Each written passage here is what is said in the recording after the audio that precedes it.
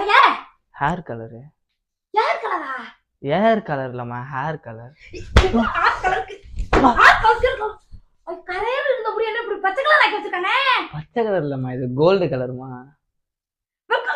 பைத்தியமாடா நீ? அரக்கு ரூபாய் பண்ணி தர உடனே இது ஸ்டைல்மா. என்ன ஸ்டைல்?